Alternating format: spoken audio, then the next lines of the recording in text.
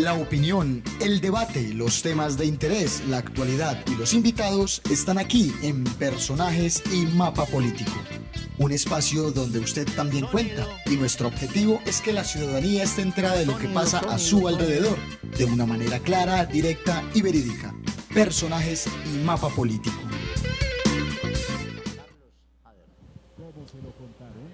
Doctor, hágale bien, pueda que ya arrancamos. Coja el micrófono. Buenas, pero muy buenas noches. Me cogió fuera así usted, profesor. Como siempre, somos soldados de 10, aquí estamos en el programa CNC. Hoy tenemos un invitado especial, el expersonero de la ciudad de Medellín, quien hizo una personería, pero con todas las de la ley. Un hombre transparente, oxigenó la personería, no tuvo miramientos y hoy es candidato de la ASI a la Cámara de Representantes. Pero antes de ir a hablar con este y otros temas, primero déjeme saludar al amigo Rubén Darío Pérez, como me lo contaron, lo cuento. Buenas noches. Doctor Javier Castaño, doctor Jairo, estimados televidentes, un cordialísimo saludo. Estoy feliz porque por fin hemos arrancado a las 8:30 en punto. Y hombre, ¿usted sabe cómo es que está el metro de papel de lija? No sé, ¿vas a mandar alguna para alguna pueblo? Pues hermano, para ahí necesitan papel, pero entonces papel de lija podría ser una buena alternativa. A Venezuela. ¿Usted que le gusta arrumar periódicos? Hay que mandar para Venezuela. También, hermano, vaya despolvando todo eso y mandemos. Allá no hay papel higiénico, vamos a mandar papel de lija y papel periódico para Venezuela. Vamos de acuerdo. Deme una antes de empezar con el doctor. Bueno, como vamos a hablar de la ASI, la Alianza Social Independiente, que no indígena, es bueno contar la gran novedad. El Consejo de Estado le ha respondido un criterio y a través de un concepto, una solicitud y una inquietud que presentó el senador de la ASI, que se llama Marcos Avirama. Marcos Avirama me dice, no pueden permitir que la ASI, así sea independiente y no indígena en su nombre, pero que sigue siendo indígena en el caso de él, porque él es indígena, representante de indígenas, para las próximas elecciones le quiten su circunscripción especial indígena. Pues el Consejo de Estado le dijo, tranquilo doctor Marcos, siga en su ASI como independiente y aspire al Senado, y por la especial indígena, y a usted no lo cobija la obligatoriedad del famoso umbral del 3% para el partido.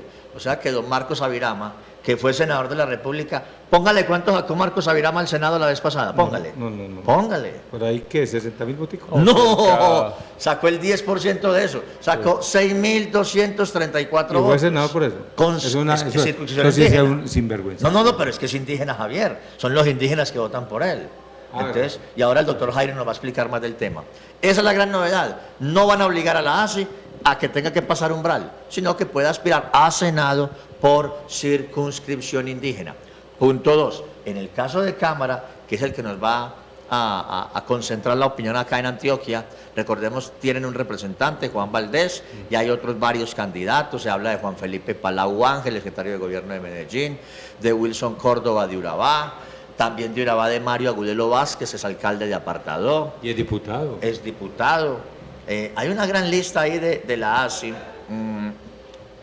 A la ASI, en Cámara Antioquia, sí le va a obligar, primero, pasar el tema del umbral, que en mis estadísticas y en mis proyecciones está más o menos para estas próximas elecciones en unos 36.000 votos.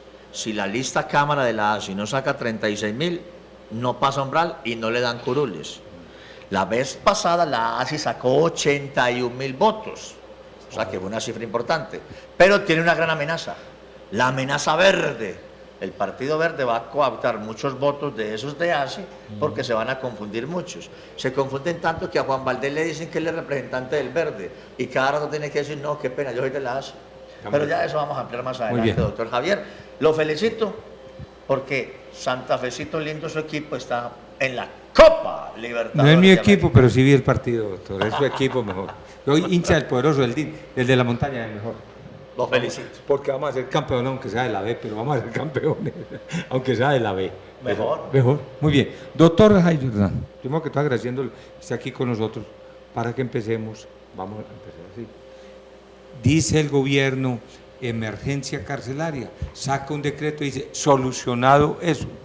Qué error craso, solucionado por un decreto.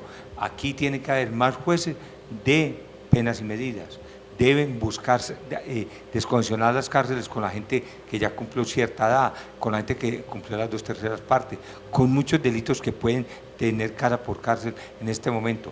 Creo que así se descongestiona. Hoy le voy a dar esta cifra, hay 114.000 reos en Colombia, de los cuales hay nada más cupos para 75.000. Quiere decir que tenemos un hacinamiento del 75%. ¿Qué opinión le merece al aspirante a la Cámara por la ASI, al doctor Jairo Herrán, este concepto que ya un decreto, por arte de magia, se descongestionan las cárceles? Bueno, en primer lugar, un cordial saludo para todos los televidentes. Agradecerle a usted, Javier, y a Rubén Darío por esta invitación tan especial a su importante programa. Y de verdad creo que con esa pregunta que usted hace, se introduce un tema muy amplio que tiene que ver con todo esto del sistema carcelario colombiano y que viene desde hace mucho tiempo pues en una franca crisis. A mí lo que me parece es que a última hora se viene a decretar una emergencia para enfrentar un problema, pero de vieja data. Me parece eso, Rubén Darío, que es uno de los aspectos que los gobernantes no se deben dejar, es decir, pisar la manguera a los problemas. Desde que entró el gobierno, el problema carcelario estaba ahí.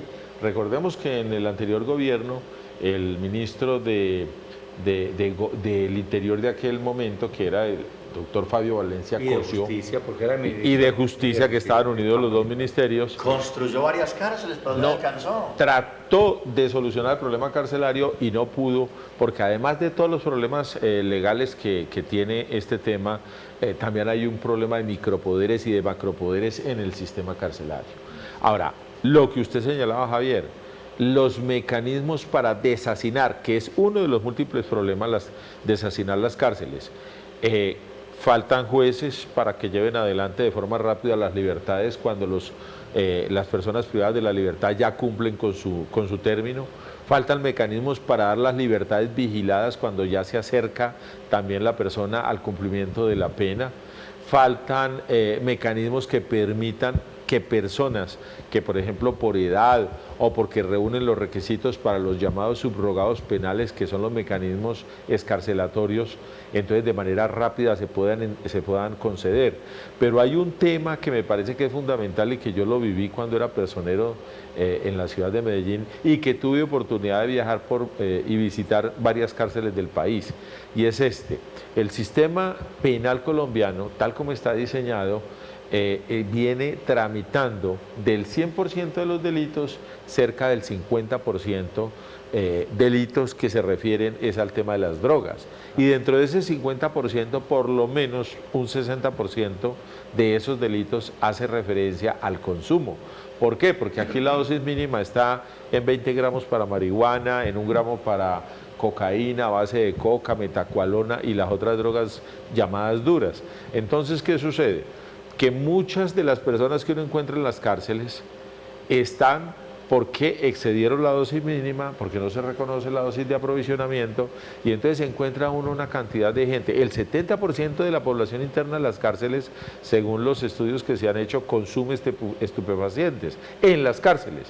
Entonces tenemos unas cárceles con un gran porcentaje de población interna que está dedicada a consumir estupefacientes, y de ellos hay una buena cantidad de personas que ya lo padecen de manera crónica, de manera crítica. Entonces, cuando uno mira afuera, una familia, por ejemplo, de estrato 1, de estrato 2, tienen un joven en la cárcel, en la casa, y ese joven está consumiendo estupefacientes, lo quieren llevar para que lo traten, para que se desintoxique, para que le hagan un buen tratamiento. El municipio de Medellín, por ejemplo, igual que el resto de los municipios, no tiene una oferta para decirle a esas familias: mire, aquí le recibimos al miembro de su familia y le vamos a dar el tratamiento gratuito. Aquí a duras penas, por ejemplo, el departamento tiene Carisma, que es la organización que se encarga de eso, pero eso la mantiene totalmente lleno. Entonces, una propuesta, Javier, es: hagamos una reforma a este tema para evitar que el consumo siga siendo tramitado como un delito y que el consumo sea tramitado como un problema de salud pública. Eso ya lo recomendó hasta la Comisión Internacional para las Drogas y ya está tomando fuerza eso. Eso requiere una reforma legislativa. Yo me propongo trabajar también sobre ese tema, que los jóvenes no sigan siendo encarcelados por consumir o porque llevan más de 20 gramos, incluso estudiantes resultan allá en la cárcel Rubén Darío.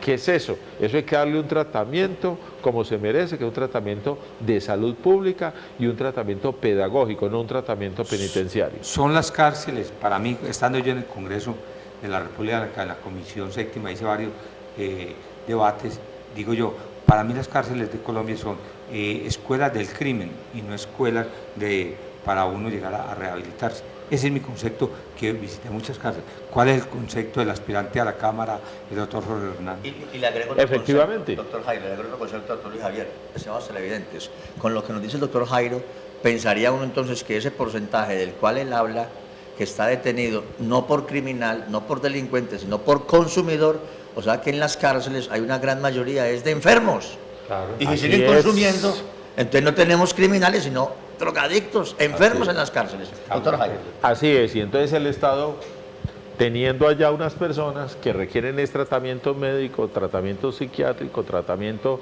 psicológico, y esas personas están privadas de la libertad. Reprimidas.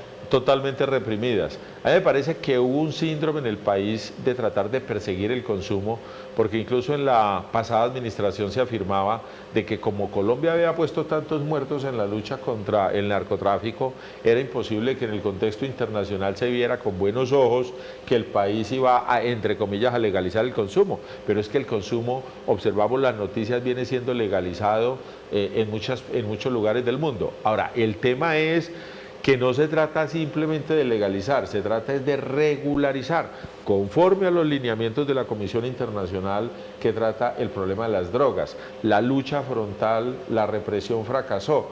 Hay que hacer pedagogía, hay que educar a la juventud, hay que darle canales para la recuperación a los que están ya en una etapa de adicción. Hay que buscar otros mecanismos, pero no puede seguir el país metiéndole dinero del presupuesto nacional y de los presupuestos territoriales a un problema que es netamente de consumo. A mí me parece que ahí hay un filón muy importante para explorar y me parece que eso sería uno de los elementos que coadyuvaría a un deshacinamiento de las cárceles. Las cárceles, como dije ahora, son escuelas del crimen aquí en Colombia. Así es. Son escuelas del crimen porque realmente no están cumpliendo con la finalidad. Es que la pena que se supone que es retributiva, o sea que compensa un daño que se ha efectuado, pero a la vez es resocializadora, esa función de la resocialización de la pena no se está cumpliendo. Entonces, ¿qué hacemos con estar metiendo, sobre todo por delitos que no lo merecen, a las personas a la cárcel y sobre todo a la juventud, para que en lugar de resocializarse lo que hagan es que salgan de allá aviesos en el tema de la delincuencia y lo que van es a ocasionar mayor daño social? Yo pienso que ese balance hay que hacerlo frente a una política criminal que hay que revisarla y frente a una política penitenciaria que hay que también revisarla con miras de hacer mejores mecanismos para la resocialización de las personas privadas de la libertad. Doctor Jairo, yo quiero irme a un tema que Rubén Darío tocó, pero enseguida lo va a tocar. Pero antes de irme a ese tema, le voy a hacer una pregunta. Hoy, ¿qué opinión le merece cuando sale el presidente de la Asamblea de Venezuela y sale el ministro de Relaciones Exteriores de Venezuela a llamar a consulta al ministro en Cuba? Le dice que no vaya más a la reunión. En Cuba había un ministro encargado de la relación, los diálogos, que no va más, que lo llama a consulta y que de pronto puede llamar al embajador también a consulta, porque un personaje de allá, Enrique Capriles, visitó a Colombia y entre ellos en la residencia, no en el palacio y no en la residencia, visitó al presidente Santos. ¿Cree usted que eso da para dañar unas relaciones o qué hay en el fondo de esto? Me pareció muy grave cuando dijo, porque se puede acabar la paz con la FARC. Es una amenaza para los colombianos. Y venga, ¿se curó en salud Santos de no recibirlo en Palacio? Por eso. Para evitar el tema del protocolo. En Palacio se reciben, son jefes de Estado, me imagino. Lo recibió lo recibió en el apartamento. En el apartamento. Ahí en el norte. Sí, señor. Vea, ese es un buen dato. Sí. Al menos digamos, le quitó la formalidad. ¿Cierto? Pues la formalidad del O sea, gobierno. el a reconocimiento Capriles no lo diplomático. recibió el presidente Santos, sino el ciudadano El Santos. ciudadano Santos. ¿O no? No, el presidente Santos sí, pero no lo recibió en Palacio. No le dio el reconocimiento como jefe de como Estado. un gran jefe Ahí de se curó en Estado. salud, ojo con ese detalle. Bueno, le Doctor estoy Jaime, por favor. Sí, no, a mí me parece que en primer lugar esta es como una oportunidad para saber realmente si aquello que se ha dicho en relación con el rol que cumple Venezuela es o no cierto. Aquí se ha sostenido por ciertos sectores que la intervención de Venezuela es, entre comillas, el soporte de las FARC dentro de los diálogos que se están llevando a cabo. Es decir, que si no fuera por Venezuela, el proceso de paz no se estaría llevando a cabo de la forma como ha venido realizándose. Pienso que ahí está ya en tela de juicio esas afirmaciones frente a lo que se está produciendo. En segundo lugar, me parece que Venezuela pues ha llegado a muchos extremos. Observaba ahora por las redes sociales, por Twitter, todos los trinos que están lanzando, por ejemplo, Diosdado, el presidente de la Asamblea Nacional de Venezuela, y que se están viendo reflejados allí esos extremos que llevan a que el lenguaje democrático se haya excluido de las relaciones entre los dos grandes sectores en los cuales se encuentra dividido la opinión política venezolana, ¿cierto? Y es el tema de sindicar al otro de ser fascista, sindicar al otro de ser el responsable de quitarle la dignidad a los venezolanos, es decir, una serie de epítetos y una serie de situaciones que se le enrostran al otro, que implica el desconocimiento, que implica el no reconocimiento. El principio democrático es reconocer al contrario, respetar al contrario. El contrario también tiene dignidad, el contrario también piensa, puede que no piense como ni tenga los propósitos que tenemos nosotros, pero hay que reconocerlo y hay que respetarlo. Y ese es el principio básico, elemental, democrático. Y donde no hay eso, entonces no hay diálogo. Y el lenguaje también, eso está demostrado por los expertos, el lenguaje es el que cocina los conflictos y donde se cocinan las guerras. El lenguaje violento lleva precisamente a que las sociedades entren en un conflicto ya violentamente y a veces violentamente armado. Entonces me parece que es muy grave lo que está sucediendo en Venezuela. Mire usted las falencias que finalmente es el pueblo venezolano, la ciudadanía venezolana, la que está llevando la peor parte. Mire usted la falta por ejemplo, de productos que está ocurriendo en este momento, la falta de productos básicos. ¿Por qué se está dando eso? Y me parece que no hay el gobierno colombiano no debe aceptar absolutamente ningún cuestionamiento, porque eso ya es injerencia en su política interna, de que un sector venezolano, un sector político, entre comillas, vete un hecho diplomático como es la entrevista que pueda tener el presidente de la República con cualquiera de los representantes de los sectores políticos venezolanos. Parte del mundo. O de cualquier parte del mundo. Sí, entonces no se puede. ¿Sabe qué decía Uribe? Álvaro Uribe.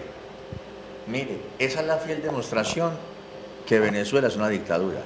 Dijo Uribe, en mi gobierno yo no me enojé ni critiqué ni llamé a que me diera razones mi canciller allá en Venezuela, que porque allá se mantenía Piedad Córdoba o Iván Cepeda o la gente del Polo Democrático en conversaciones con Chávez a toda hora. Y en eso tiene razón Uribe. ¿Cuál es la inquietud que usted tiene? Yo ya quiero cambiar de temas. Cámbieme ese tema. Cambiemos de tercio. Hablé con el doctor Jairo ahorita extra micrófono para la radio, le vamos a pasar la nota mañana, y me decía, voy a una de mis propuestas clave, es el tema de la reforma a la justicia, la malhadada reforma a la justicia. Y ojo a esto, que no solamente don Simoncito Gaviria Muñoz, flamante presidente de la Cámara en su momento, flamante presidente del Partido Liberal actualmente, que leyó a medias, o que medio leyó. Estoy convencido que más del 99.99% del país tampoco leyó esa reforma. Y por las redes sociales la satanizaron y la volvieron añicos y la acabaron. Esa es una discusión de fondo y de peso y académica que estamos dando. Porque así como señalamos al que no leyó o al que leyó a medias y que es representante, como alguien ligeramente por Twitter la va a descalificar, que porque la gran bola de nieve se creció gracias a un medio radial y se tiraron una reforma judicial que según entiendo, los que conocen del tema lo han manifestado, tenía cosas muy, pero muy interesantes. Reforma a la justicia, básicamente puntualicémosla y aterricémosla a 3 punticos o 3 ejes, doctor Jairo Herrán, que es una de las propuestas, cuando él llega a la Cámara, que va a implementar como reforma en el Congreso de Colombia. Bueno, lo primero es que uno de los problemas básicos de la justicia es la falta tradicional de presupuesto suficiente. Yo pienso que en ese tema hay que buscar que constitucionalmente se establezca un porcentaje del presupuesto con destino a la justicia.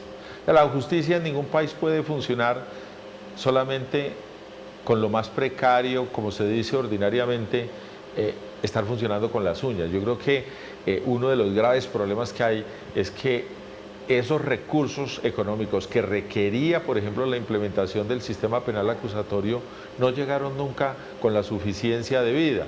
Entonces eso hizo que el mismo sistema penal acusatorio, cuando arrancó, no arrancara con la fortaleza. Todos recordamos que los grandes informes de los resultados del sistema penal acusatorio eran los casos de flagrancia, que una señora que le habían encontrado algún estupefaciente reconoció la autoría y entonces que en 4 horas terminaron el caso, y eso era presentado como uno de los grandes logros.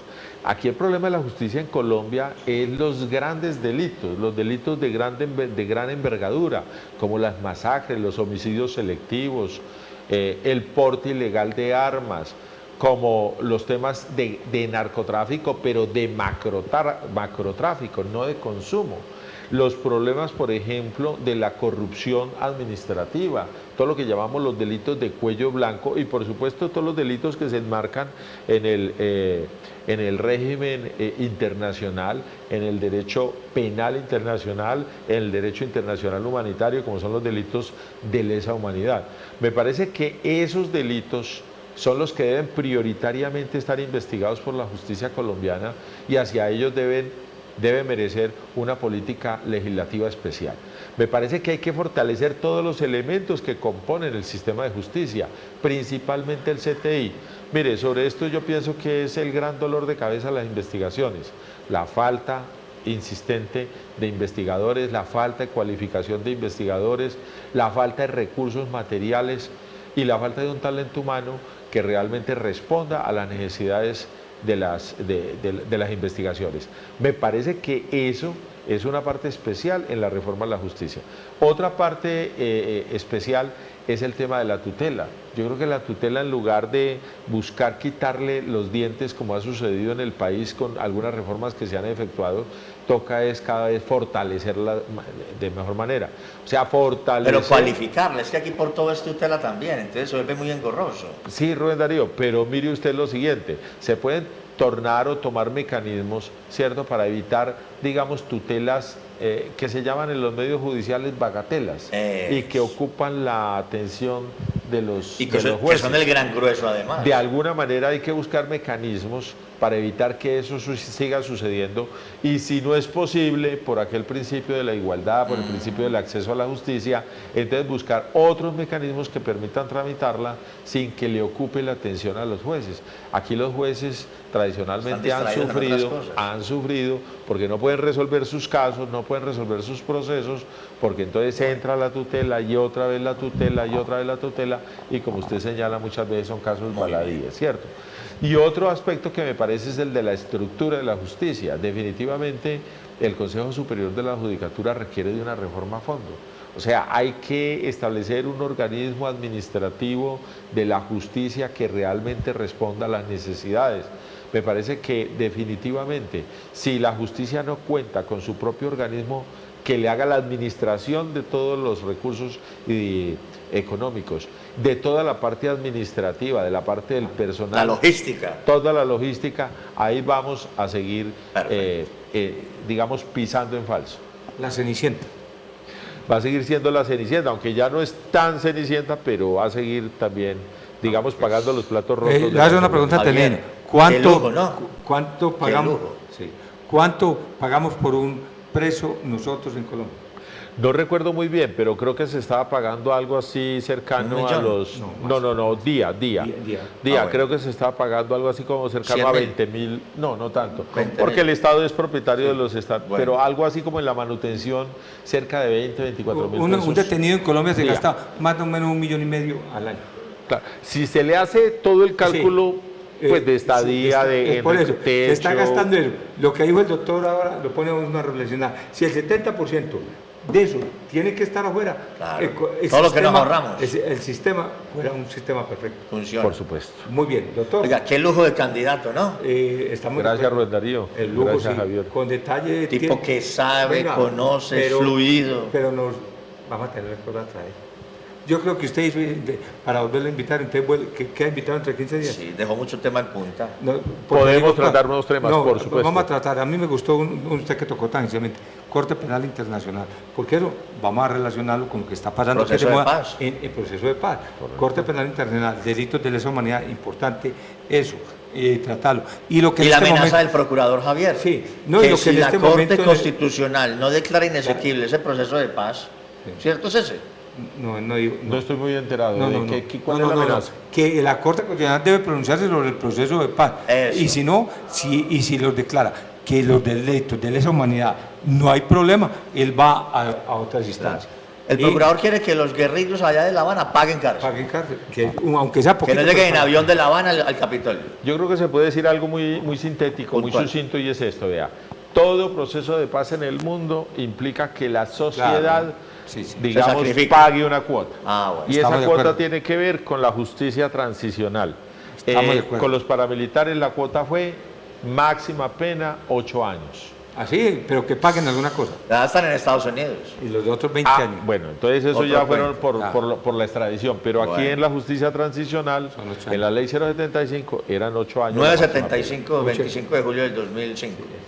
Muy bien, doctor. Muy bien. Ay, ¿mañana qué hora, Rubencho? 5 de la mañana, En ayunas. en ayunos. Listo. Pero no recibimos buñuelo. No. Caliente, sí. Es que me tienen madrugando, Jairo, de 5 de la mañana a 8. Muy bien. Que me Rubén, levantaba a las 3. ¿cuál es el número? 1350 Ondas de la Montaña. Doctor Javier Hernández, le agradecemos tanto y queda invitado nuevamente. Gracias, Luis Javier. De verdad que le agradezco a usted. A usted.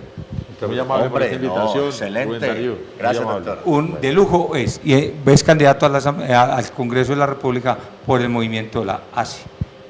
Para que vayan, aquí vamos a irlos trayendo a todos.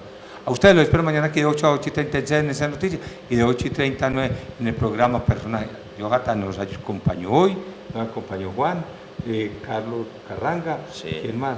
Jade, Jade, la niña. Juan Carlos, Jonathan, La niña, ¿cómo es? Yesenia. Yesenia. Todos estuvieron con Y nosotros. el mostrico también estuvo por Ah, sí, ahí. también estuvo con su El mostrico Con la chiquito. mamá, con la mamá. Ahí estuvo acá. A ustedes, hasta mañana y que Dios los bendiga. La opinión, el debate, los temas de interés, la actualidad y los invitados están aquí en Personajes y Mapa Político.